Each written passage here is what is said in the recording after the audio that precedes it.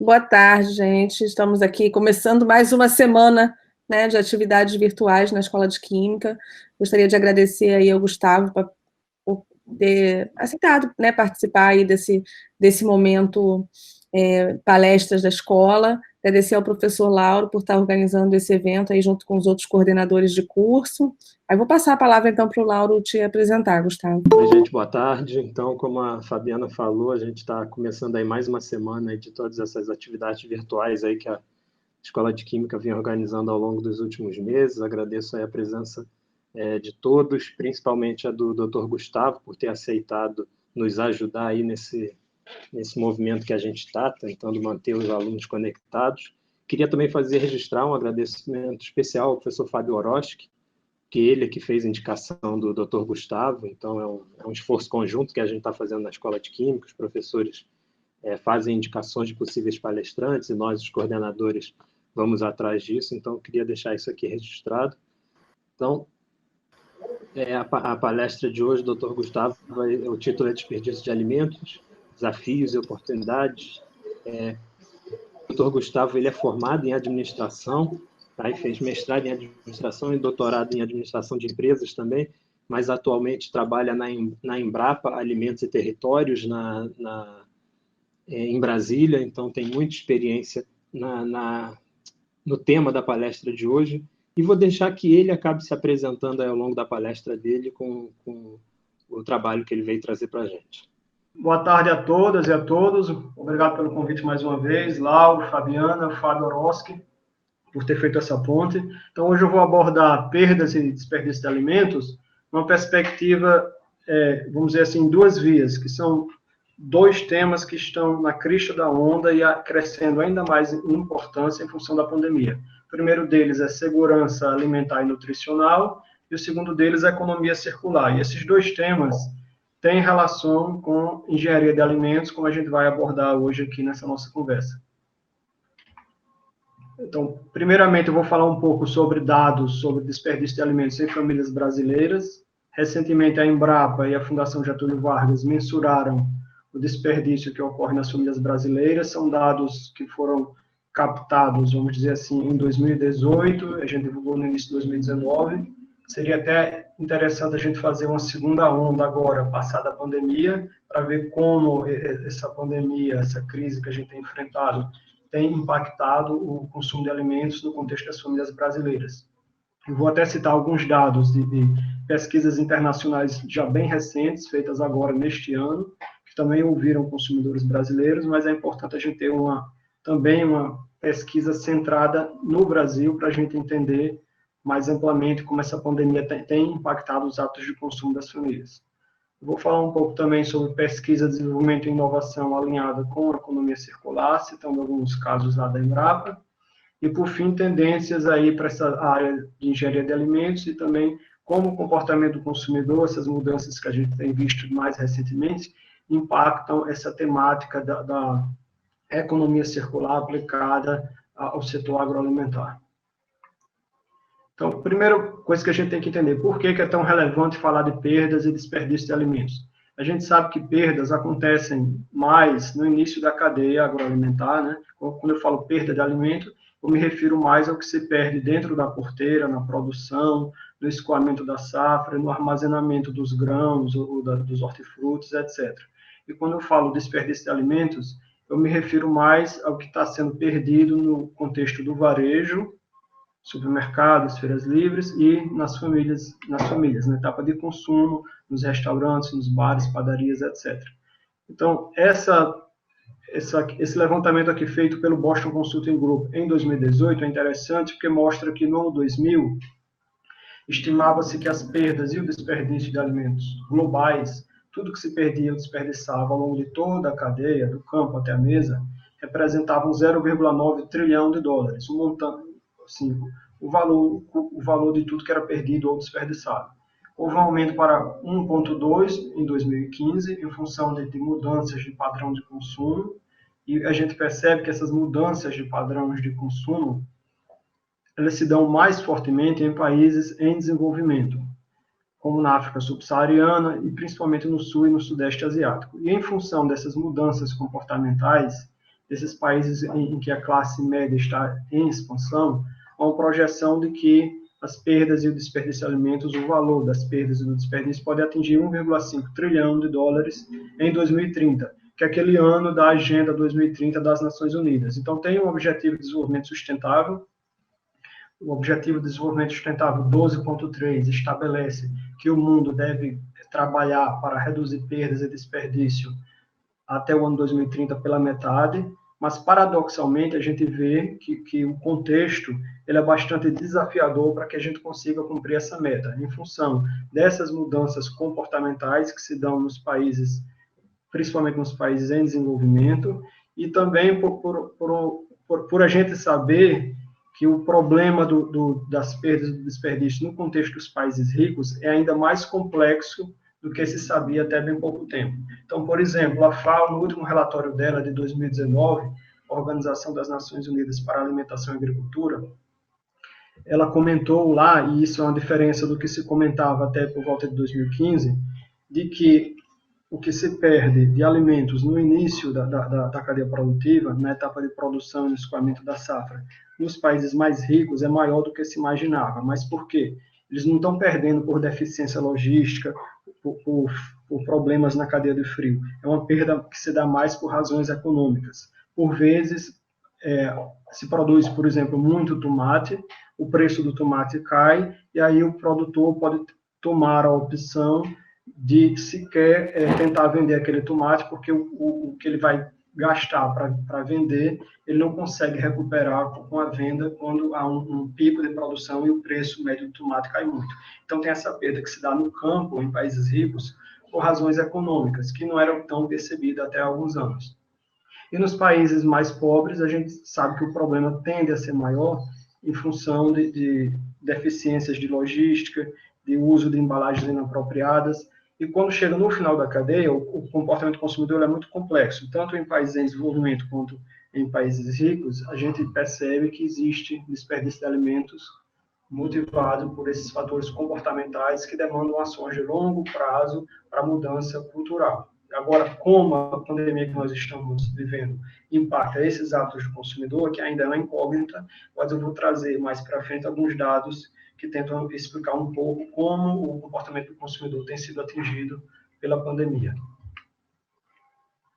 E aí, como eu falei, lá na Embrapa a gente fez uma pesquisa recente com a Fundação Getúlio Vargas, em 2018. Essa pesquisa ela foi apoiada pelos Diálogos Setoriais União Europeia-Brasil, que é um programa de cooperação entre Brasil e União Europeia em temas de interesse mútuo. E perdas e desperdício de alimentos é um tema que foi eleito como sendo prioritário desde 2017. Então, a gente já vem trabalhando com eles desde 2017 e fizemos essa pesquisa bem interessante, que teve uma etapa qualitativa em feiras e supermercados de São Paulo, quando foram ouvidos 62 consumidores. Essa etapa não foi tão grande, porque a ideia aqui era compreender alguns fatores comportamentais para a gente elaborar o questionário que foi usado na segunda etapa. Aí sim, na segunda etapa, foram ouvidos 1.764 famílias, por meio de uma plataforma online móvel, em telefone celular. Esses 1.764 famílias aqui estão distribuídas em todo o território nacional. Nós tivemos respondentes de todos os estados, isso é interessante. Também tivemos bastantes respondentes de classe C, não apenas de classe A e B. E dessas 1.764 famílias, 686 também responderam a um diário alimentar. Esse diário alimentar também foi numa plataforma mobile. As famílias entravam lá nessa plataforma e diziam o que estava sendo desperdiçado no café da manhã, no almoço, no jantar, no intervalo das refeições. E o que era mais interessante, elas podiam fazer a foto, fazer o upload da fotografia do alimento que estava sendo desperdiçado. E aí, por meio da escala que eles respondiam e dessas fotos, a gente pôde mensurar, identificar quais os alimentos mais perdidos e também as quantidades. E, para finalizar, a gente fez uma análise de Big Data sobre o tema desperdício de alimentos nas redes sociais, uma espécie de varredura, vamos dizer assim, para entender quem estava falando sobre o tema e quais as dimensões do tema que eram mais salientes na mente dos consumidores. Nesse web scraping aqui, o que a gente percebeu é que algumas organizações que lideram, vamos dizer assim, um debate sobre desperdício de alimentos, como a FAO, a ONU Meio Ambiente, outras ONGs que também têm atuação na temática, que o consumidor urbano, enquanto indivíduo, ele ainda fala pouco sobre esse tema, e que a dimensão ambiental ainda não é muito comentada. A dimensão, quer dizer, os impactos que o desperdício de alimentos causam ao meio ambiente não são muito comentados. Aparece mais a dimensão social, né? O paradoxo da gente conviver com pessoas que ainda passam fome e, ao mesmo tempo, ter desperdício de alimentos. Então, essa dimensão social, ela tende a ser a mais comentada. Por outro lado, a gente sabe que também é um problema com diversas dimensões e que a gente pode, por meio de ações de comunicação, abordar mais a dimensão ambiental do desperdício e também a dimensão econômica, né? Como o desperdício de alimentos impacta no orçamento familiar. Então, essa web scrap é interessante para a gente perceber quais dimensões podem ser mais utilizadas em campanhas futuras de comunicação para mudança comportamental. Na primeira fase da pesquisa, uma das questões que a gente buscou investigar é quais desses fatores são mais relevantes, mais importantes na alimentação do brasileiro.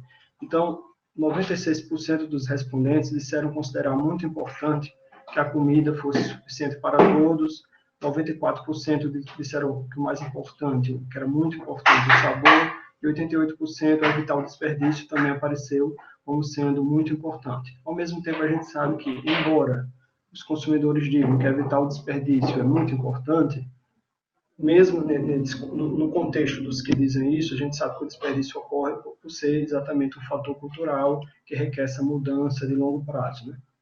E esses outros fatores aqui também se destacaram e todos eles também remetem um pouco a essa cultura de valorização da fartura, né? 54% dizem que é muito importante ter uma mesa farta, 68% dizem que é muito importante ter uma despensa cheia, e esses fatores aqui aparecem também muito fortemente na classe C, que é a maior parte da população brasileira. Quer dizer, para a classe C, ter uma despensa cheia, ter uma mesa farta é uma autoafirmação. Também diminui angústias, gera uma sensação assim quase que de prazer, vamos dizer assim, não de prazer, mas de quietude, né? Se uma família de classe C olha para a despensa e vê que a despensa não está tão cheia, isso gera uma certa inquietude. Já uma família de classe A e B não, porque ela sabe que tem recurso financeiro para quando quiser ir ao supermercado comprar o alimento. Mas no contexto da classe C e principalmente das classes mais baixas, essa dimensão da abundância aparece fortemente, tem uma relação com dignidade e também são nessas famílias em que é priorizada a grande compra mensal quando a família é assalariada. Então, uma família que tem uma renda aí de 1, 2 ou até 3 salários mínimos, a primeira coisa que ela faz depois de receber o salário, normalmente é ir para o supermercado fazer uma compra maior, ou num atacadão, ou numa feira, para garantir que o alimento vai dar até o final do mês. E essa compra, se não for bem planejada, termina gerando desperdício.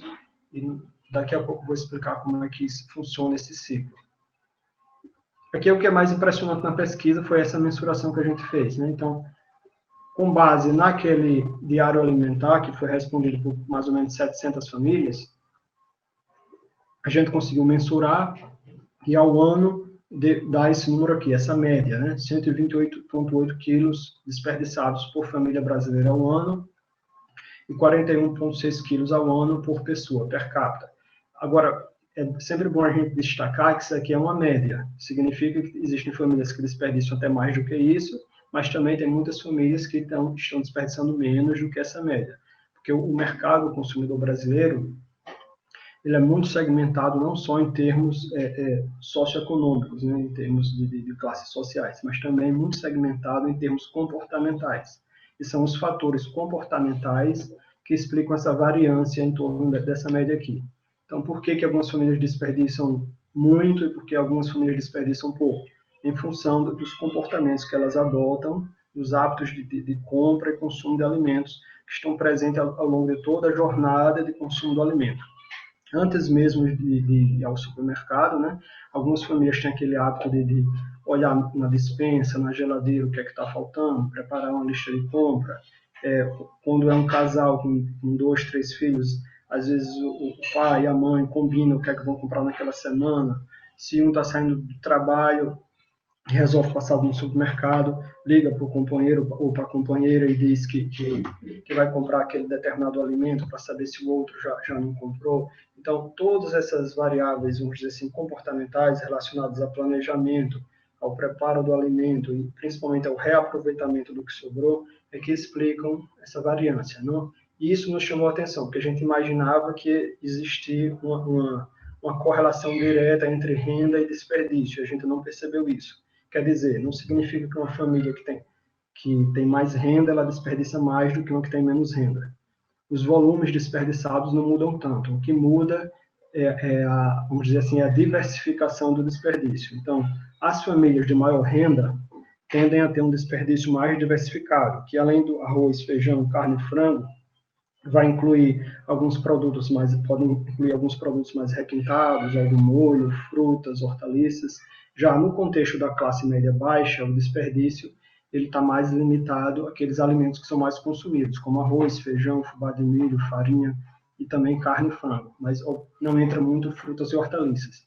Isso aí é um outro problema que a pesquisa apontou e que a gente já sabia que é uma realidade no Brasil, que é a necessidade da gente expandir o consumo de frutas e hortaliças para esse contexto da classe C, da classe média baixa, que de fato o consumo de frutas e hortaliças no Brasil, de uma maneira geral, ele é muito baixo ainda, é mais ou menos a metade do que consome um consumidor espanhol ou francês, embora aqui a gente tenha uma riqueza, uma abundância enorme de frutas e hortaliças, e principalmente no contexto da classe C, ele é muito baixo. Daí também outros problemas que a gente percebe, como o aumento da obesidade, do sobrepeso e outras doenças relacionadas ao baixo consumo de frutas e hortaliças, como hipertensão, diabetes, etc. Essas fotos aqui, que vocês podem ver à direita, que tem aqui uma frigideira com sobra de arroz, uma panela com arroz e aqui uma panela com feijão, são fotos que foram feitas, o upload foi feito pelos consumidores que responderam a essa pesquisa que eu citei. Então, essas fotos aqui nos ajudaram também a calcular a média, além da escala em que o consumidor indicava se estava desperdiçando naquele dia, qual alimento estava sendo desperdiçado e a quantidade. As fotos também são interessantes nesse tipo de pesquisa, porque a gente faz um tratamento de outlier, aquele tratamento de outlier tradicional, que você pode fazer no software de estatística, mas também, se apareceu, vamos supor, uma família que indicou que num dia jogar fora 1 quilo de carne, a gente olhar a foto para ver se a foto era indicativa de 1 quilo de carne. Como também, se uma família dizia que não tinha desperdiçado nada, a gente olhava lá a foto para ver se, de fato, não tinha nenhuma foto mostrando algum alimento desperdiçado. Então, o tratamento de outlier também foi feito levando em consideração as fotos. Aqui, esse gráfico aqui mostra os alimentos mais desperdiçados. Então, esses 22% aqui não significa que 22% do arroz são desperdiçados. Significa que de cada 1 quilo de alimento descartado pela família brasileira, em média, 220 gramas são de arroz, em média, 160 gramas são de feijão, 200 gramas de carne, 150 gramas de frango.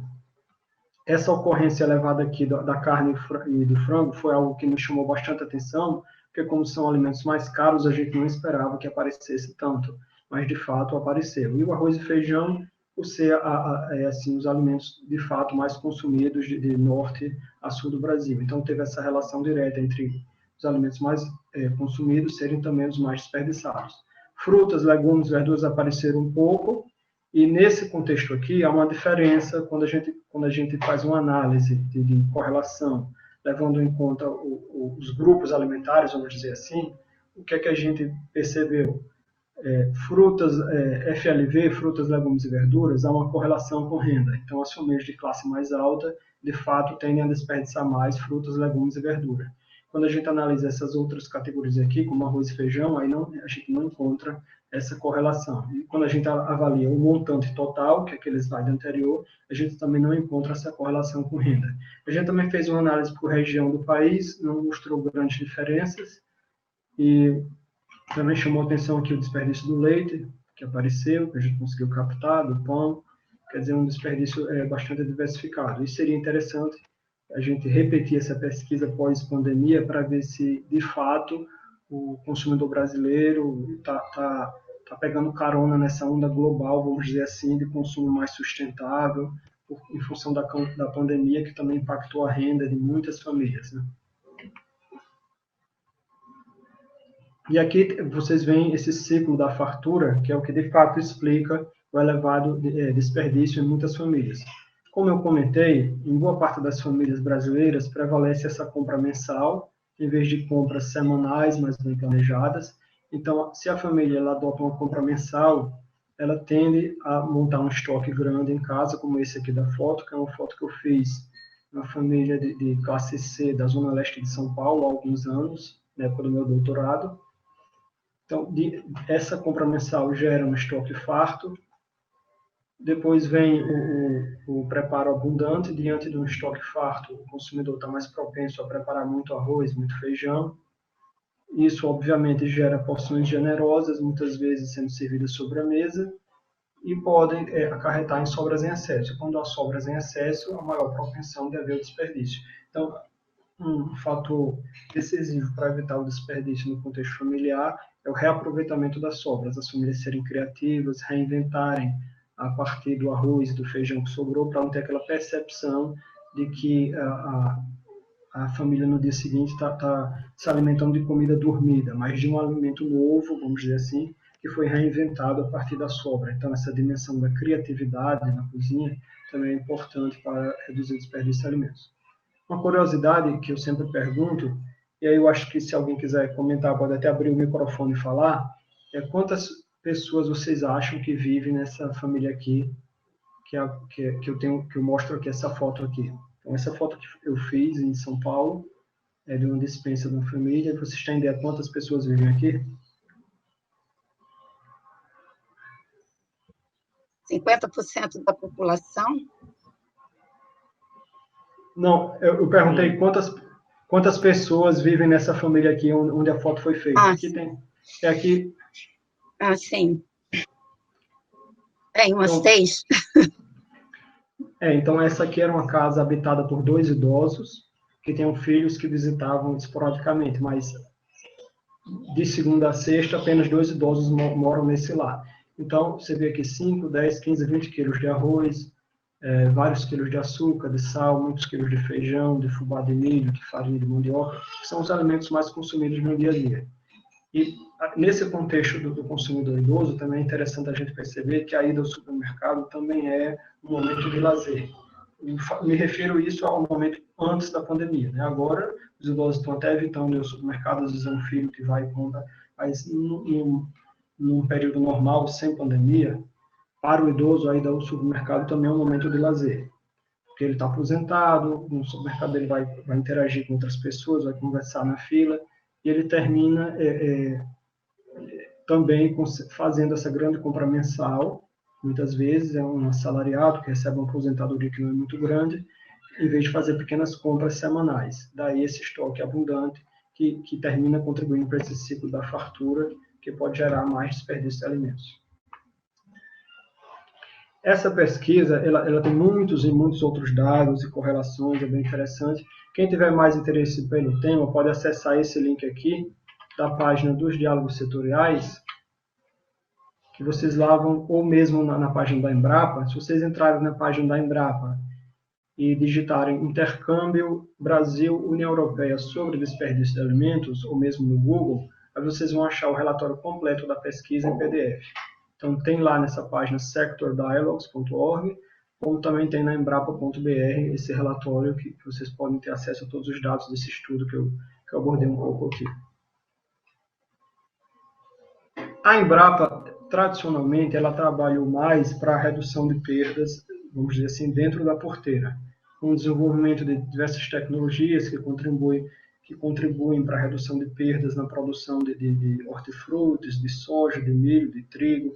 Às vezes é um maquinário, às vezes é uma recomendação de manejo, às vezes é uma semente melhorada que é resistente a uma praga, que contribui também com a redução de perdas dentro da porteira. Mas de uns tempos para cá, a gente também tem trabalhado com o desenvolvimento de tecnologias que tem mais alinhamento, vamos dizer assim, com engenharia de alimentos, que contribuem para a redução do desperdício em outras etapas da cadeia produtiva. Então, esses revestimentos comestíveis aqui, por exemplo, são bem interessantes porque são soluções que podem ser aplicadas à manga, a coco, a maçã, e que prolongam consideravelmente a vida útil dessas frutas.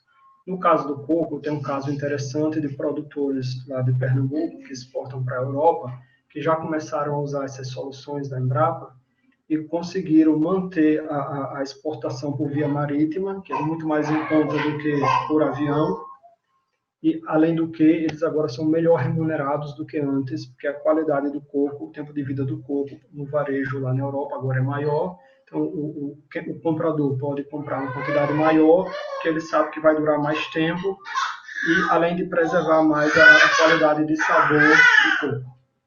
E também pode ser aplicada a maçã, a mangas, então isso é bem interessante, é uma solução boa, principalmente para agroindústrias que trabalham com esse segmento de exportação de frutas, que é muito forte no Vale do São Francisco e no Vale do Açu, no Nordeste.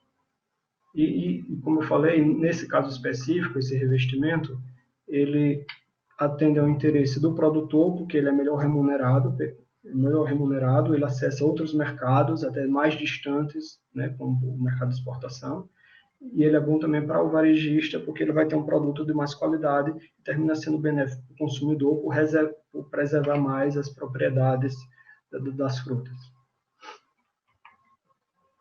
Então, isso aqui é o caso que eu comentei agora, o coco pernambucano exportado para a Europa. A exportação está sendo possível graças a um revestimento que permite prolongar em até 4 vezes a vida útil do produto e manter a qualidade. É uma tecnologia que tem, inclusive, participação aí da Embrapa Agroindústria de Alimentos, que fica aí no Rio de Janeiro. Outra tecnologia que tem essa pegada de economia circular é o desenvolvimento, por exemplo, desses hambúrgueres aqui, que são feitos com fibra de caju. Essa Sotilha Alimentos é uma indústria aí do Rio também, com base no Rio, e recentemente, no ano passado, eles lançaram o hambúrguer, a coxinha e o nuggets vegetarianos à base de fibra de caju. E o interessante é que a agroindústria do caju, ela privilegia a castanha, porque tem maior valor agregado. Então, muitas vezes, a perda da fibra do caju, né, nessa agroindústria.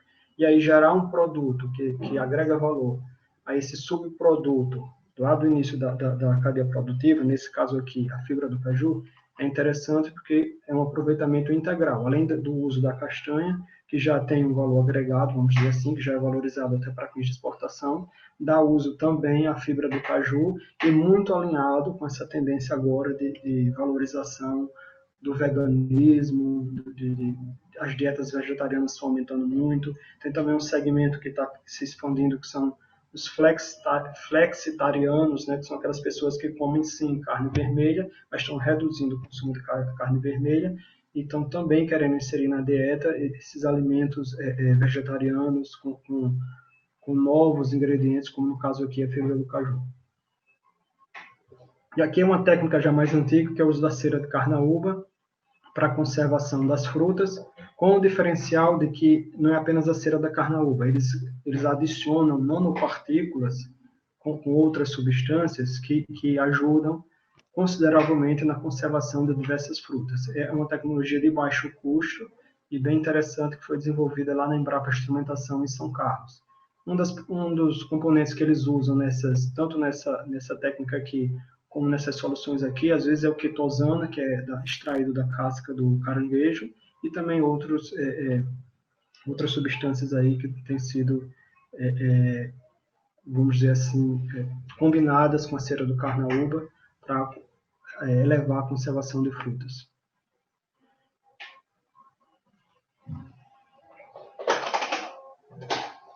A bateria aqui está descarregando, mas eu ajeitei aqui.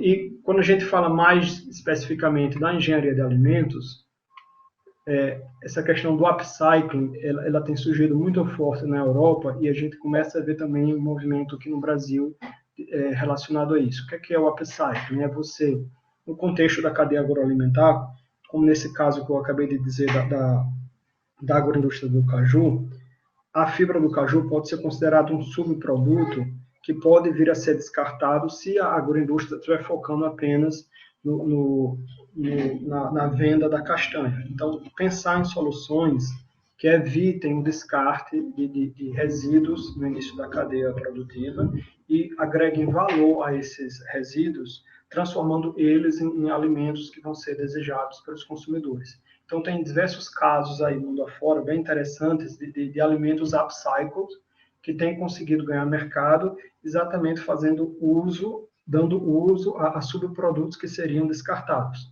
Então, esses alimentos upcycled, eles usam ingredientes que, de outra forma, não seriam destinados ao consumo humano, são produzidos usando cadeias de suprimentos auditadas, né? Tem todo um processo de rastreabilidade para provar que, de fato, aquele alimento ele pode ser chamado de upcycle, e tem impacto positivo no meio ambiente, porque ele está evitando que uma parte que haja maior descarte de resíduos no contexto da agroindústria. Já existe até uma associação americana que reúne indústrias de alimentos com essa pegada, e e essas indústrias são um ótimo mercado, vamos dizer assim, hoje, para engenheiros de alimentos nos Estados Unidos, para pensar nesses produtos diferenciados e que tem essa pegada aí de sustentabilidade, de economia circular. Um dos produtos aqui que eu estou citando é dessa cascarafoods.com, que é uma fibra de maçã, né? Então, na indústria do suco, a fibra da maçã pode ser que ela venha a ser descartada. No caso aqui, qual foi a solução que eles encontraram? Eles desenvolveram esse suplemento aqui, que tem como base fibra de maçã, que, segundo eles, ajuda é 100% natural, equilibra a flora intestinal e tal. Além de ter uma pegada de sustentabilidade, que é muito valorizada pelo consumidor, também tem essa pegada de saudabilidade. Então, combinar saudabilidade, que é algo que os consumidores hoje desejam muito, e principalmente agora, com esse contexto de pandemia, a gente sabe que esse fator saudabilidade está crescendo ainda mais importância. Se um determinado produto alimentício consegue combinar saudabilidade e circularidade, ele já tende a estar muito antenado nessas duas grandes tendências que a gente vê de mercado hoje em dia, saudabilidade e circularidade. Então, produtos com pegada saudável que fazem uso de parte de alimentos que poderiam ser descartadas. Eu citei esse exemplo aqui, mas tem vários outros. Tem até cerveja feita com milho, com pão, que seria descartado pelas indústrias de pão, o milho que não tem um padrão ideal para outros fins e que podem ser utilizados para probióticos, para cervejas, etc. Então, tem muitas bebidas diferenciadas sendo feitas com esses alimentos que, porventura, seriam descartados, e também produtos direcionados para esse mercado aqui da saúde. A Accenture, que é uma grande consultoria internacional, ela também fez uma pesquisa agora recentemente, no mês passado, sobre o comportamento do consumidor, avaliando quais tendências estão crescendo agora em função dessas mudanças que a gente está vendo na pandemia e como o consumidor tem respondido diante desse estresse que é o isolamento social, como isso impacta nos seus hábitos, né? Então, eu vou citar aqui 3 tendências que ficaram bem salientes nessa pesquisa. Essa pesquisa ela foi realizada em 15 países, inclusive no Brasil, com alguns milhares de consumidores. Então, tem esse foco muito forte em saúde, em questões de saúde. Então, para o posicionamento de marcas, até mesmo do setor agroalimentar, como eu falei no caso agora há pouco dessa fibra de maçã, as marcas que conseguirem transmitir saudabilidade, né? Um alimento que seja promotor de saúde, que seja percebido como sendo um alimento seguro, eles vão estar alinhados com essa tendência que está ganhando força. Afinal de contas, é uma crise é uma crise sanitária que a gente está vivendo, né? E o consumidor está, de fato, muito mais antenado com essa questão da segurança do alimento e de ver o alimento como promotor de saúde.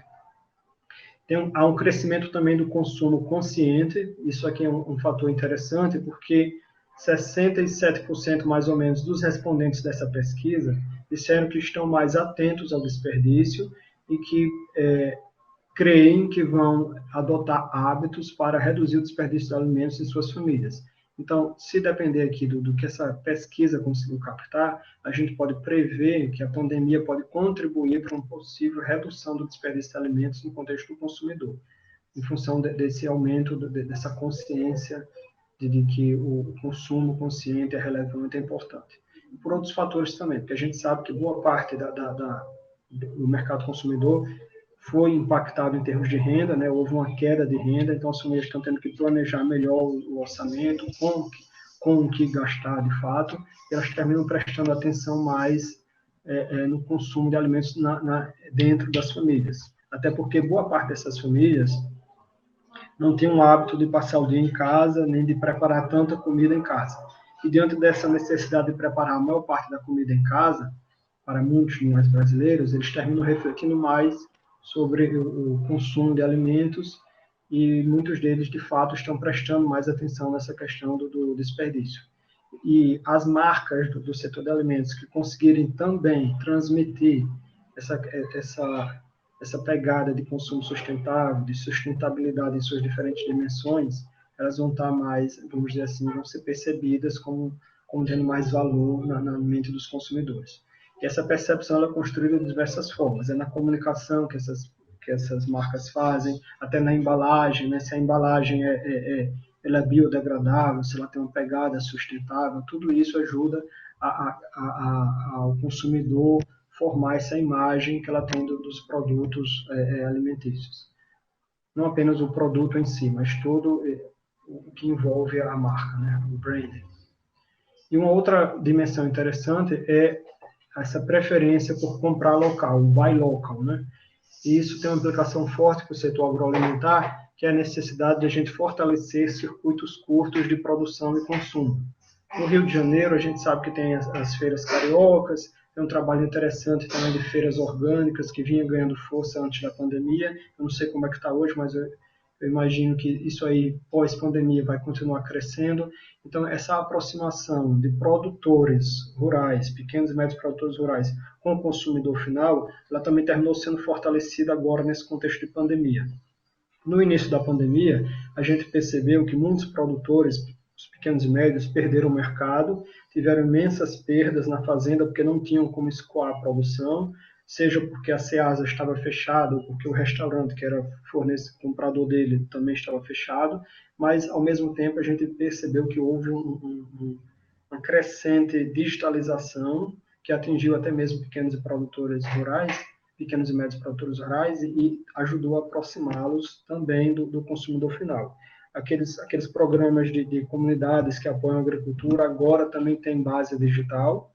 A gente tem percebido que existem soluções mediadas por tecnologia da informação que estão aproximando de fato esses elos da cadeia. Isso é interessante e está antenado com essa tendência global dos consumidores valorizarem os alimentos produzidos localmente. Isso é muito importante no contexto do Brasil e demanda políticas públicas que consigam conectar os municípios, os territórios com os governos estaduais e com o governo nacional, né? A gente tem um desafio aí de governança, que é integrar esses três diferentes níveis de governo, e principalmente para os municípios, para as cidades, é muito importante ter, de fato, uma agenda sólida de segurança alimentar e nutricional que leve em conta a necessidade de fortalecer circuitos curtos de produção e consumo, cinturões verdes no entorno das cidades.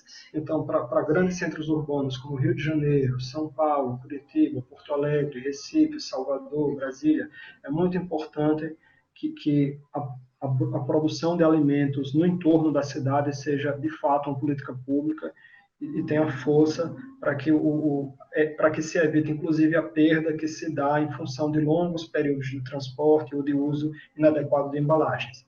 E aí, entendo esses cinturões verdes que produzem principalmente frutas e hortaliças próximos dos grandes mercados consumidores, a gente pode pensar também nessas soluções mediadas por tecnologia da informação para aproximar o consumidor final dos pequenos e médios produtores.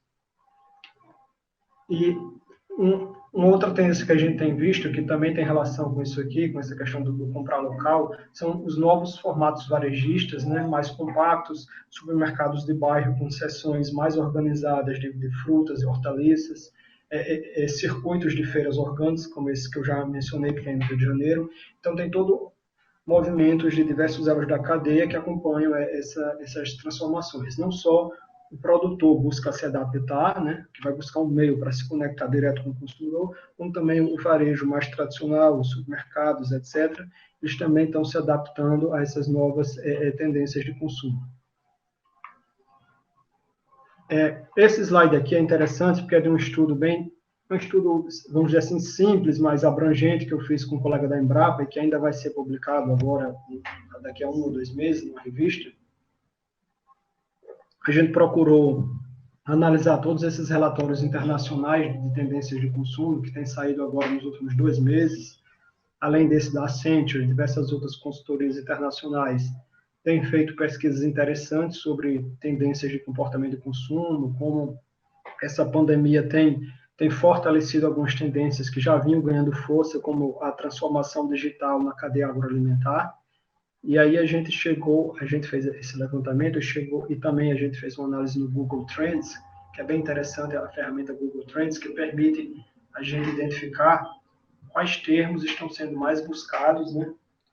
E quais termos tiveram mais ganho de busca agora na pandemia, quando a gente compara com o pré-pandemia. E é muito interessante, porque nessa análise do Google Trends, a gente percebe que uma das transformações que a pandemia trouxe em termos de comportamento de consumo de alimentos é uma grande procura por itens básicos de alimentação, né? Arroz, feijão, óleo, farinha, isso aí aumentou muito a venda, mas no Google Trends especificamente a gente percebe que houve um incremento de busca muito grande das chamadas comidas afetivas, as comfort foods. Então, brownie, brigadeiro, chocolate, leite condensado, receita de bolo de milho, receita de bolo de cenoura com chocolate, tudo isso aí houve um incremento muito grande de buscas no Google. Por 2 razões. Primeiro, porque as pessoas estão com mais tempo em casa, estão tendo que cozinhar mais em casa, mas também em função da ansiedade que é gerada pela pandemia e que impacta no consumo maior dessas chamadas comfort foods, que são as comidas afetivas, que dão conforto emocional. E aqui, nesses macrotemas que eu abordo nesse slide, que está focado mais na questão do Brasil, a gente tentou trazer a realidade desses relatórios internacionais para o contexto brasileiro. A gente apresenta esses 4 grandes temas que a gente imagina que são 4 macro tendências que têm relação com essa questão do consumo de alimentos no Brasil. A primeira delas é a sustentabilidade, que já vinha ganhando força, essa questão dos alimentos upcycled, que eu já comentei, e também dos plant-based, né, que é as proteínas vegetais, que estão ganhando muito mercado, em função desse crescimento do consumo vegano e flexitariano. Também alimentos que comunicam baixa emissão de carbono. Os consumidores, principalmente os de maior nível educacional, já estão também antenados nessa questão da redução da emissão de carbono, e querer saber o impacto que a carne, por exemplo, gera na emissão de gases de efeito estufa. Saudabilidade, em função da crise, como eu falei, ser sanitária. O consumidor busca, de fato, se esforça para ter uma alimentação mais saudável, então há uma tendência de que essas superfoods, que são, por exemplo, as frutas vermelhas, as bebidas probióticas, alimentos funcionais, eles tendem a ganhar mercado, grãos ancestrais, integrais, né? Então, aqueles alimentos que têm na composição amaranto, quinoa, esse tipo de coisa.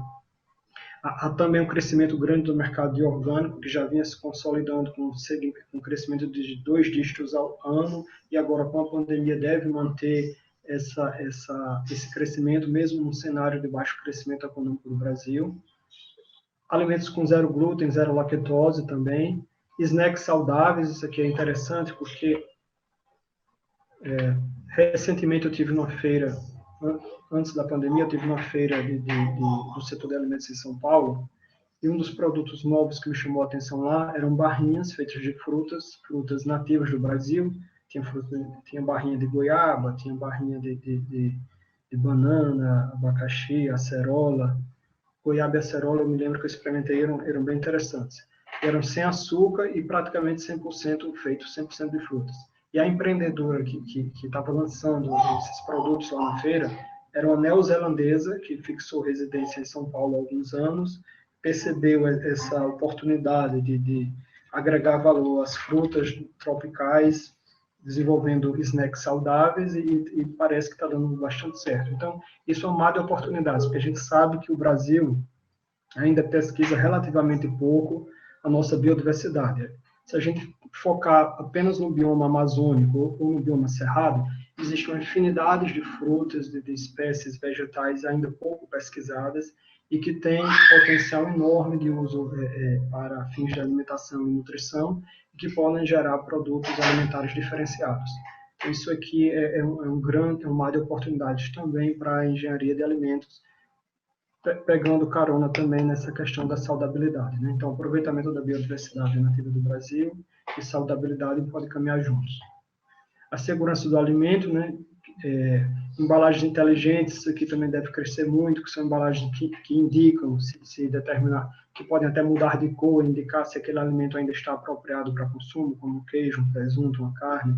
A questão da rastreabilidade, o consumidor está cada vez mais preocupado em saber quem produziu aquele alimento, de que forma ele foi produzido, a questão das boas práticas agropecuárias, o bem-estar animal, ética na produção. Então, as marcas de agroalimentares, vamos dizer assim, que estão respondendo bem a essa crise, em termos também de comunicação e marketing, elas tendem também a sair mais forte da crise.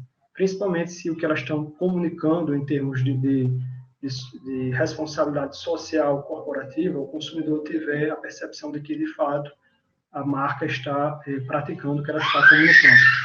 Agora, se ela faz um imenso esforço de comunicação e marketing para dizer que tem responsabilidade social corporativa e o consumidor não percebe isso na prática, aí esse gap arranha muito a reputação, não somente das marcas, como também dos países. Então, é muito importante que o discurso esteja próximo da prática, senão o efeito é reverso e compromete a reputação, seja dos países ou das marcas do setor agroalimentar. E outro macrotema que eu considero bastante importante e que está crescendo muito em função da digitalização, das novas ferramentas para análise de Big Data, para segmentação, com aplicação, inclusive, da inteligência artificial, é essa segmentação crescente e customizada. Então, as grandes marcas, elas conhecem cada vez mais quem são os clientes, por meio de diversas ferramentas aí, de algoritmos, etc., de tecnologia da informação. Eles têm acesso a um volume imenso de dados dos clientes. Isso aí tem questões éticas por trás também, né? A maior parte das pessoas costuma aceitar diversos tipos de aplicativo, instala no celular, mas não lê, de fato, como é que se dá o uso de dados por trás daquele aplicativo, e por meio disso aí as empresas cada vez mais sabem sobre nossas vidas, sobre os nossos hábitos de compra, e conseguem segmentar cada vez mais o mercado, atingir de fato o segmento que elas buscam. Uma segmentação também pode se dar por estilos de vida, e isso também gera, como eu falei, uma necessidade de comunicação mais transparente para não gerar ruídos de comunicação, não arranhar a reputação das marcas. Na dimensão de políticas públicas, nesse grande tema aí de segurança alimentar e nutricional que eu tenho falado, o Brasil, nós temos diversos desafios. O primeiro deles que eu comentei é porque o Brasil é um país um país imenso, né, de dimensão continental. Então, a gente tem que integrar mais as políticas do governo federal com os estados e municípios.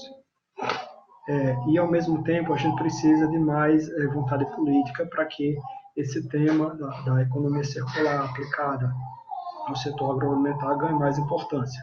Em 2018, a antiga CAISAN, que é a Câmara Interministerial de Segurança Alimentar e Nutricional, aprovou essa estratégia nacional para redução de perdas e desperdício de alimentos no Brasil. Eu fazia parte desse grupo com os colegas da Embrapa, com a FAO, com diversos ministérios, com o Senado Federal. E foi um trabalho bem interessante, que resultou na publicação e aprovação desse documento, mas, ao mesmo tempo, terminou não entrando em prática, porque o Ministério do Desenvolvimento Social foi extinto, foi substituído pelo Ministério da Cidadania, e com a mudança de governo terminou sendo, vamos dizer assim, um pouco esquecido esse tema. E é muito importante que a gente tenha uma estratégia nacional, que o governo federal exerça esse poder de liderança e possa influenciar positivamente estados e municípios para que as ações de fato ganhem mais força, né? Esse é um desafio. Bem recentemente agora, há 2 semanas atrás ou até menos, nós tivemos a aprovação de uma lei para fortalecer a conexão do varejo de alimentos, de restaurantes, de padarias, etc., com bancos de alimentos. Isso aí foi uma lei, vamos dizer assim, útil, que permite, inclusive, a doação de refeições que já tinham sido, que já estavam prontas para pessoas carentes, que ainda não havia essa proteção legal para o doador. E agora já existe. Então, a gente acha que essa lei é importante, mas a gente permanece ainda o desafio de a gente... o desafio da governança e também o desafio da gente dar mais força para a rede brasileira de bancos de alimentos. Os bancos de alimentos são instrumentos públicos muito importantes para a gente reduzir desperdício de alimentos e, ao mesmo tempo, enfrentar a insegurança alimentar. Existem 200 e poucos bancos de alimentos no Brasil, mas, dado o tamanho do território nacional e também a problemática da insegurança alimentar, que a gente sabe que a insegurança alimentar no Brasil, se a gente avalia o país como um todo, ela não chega a ser um problema endêmico, vamos dizer assim, até já foi. O Brasil já teve 10, 15% da população em fome severa, hoje tem aí por volta de 5% ou menos de 5%, mas quando a gente avalia determinados territórios, a insegurança alimentar continua sendo um problema em alguns territórios. E nesses territórios onde a insegurança alimentar é mais elevada, são exatamente por lá que faltam bancos de alimentos. Os bancos de alimentos eles estão mais concentrados nas regiões sul e sudeste, que são as regiões com menor índice de insegurança alimentar. Então, como fortalecer essa rede brasileira de bancos de alimentos permanece sendo um desafio. Então, a gente também precisa de instrumentos legais para facilitar a conexão da indústria de alimentos, do varejo com esses bancos de alimentos.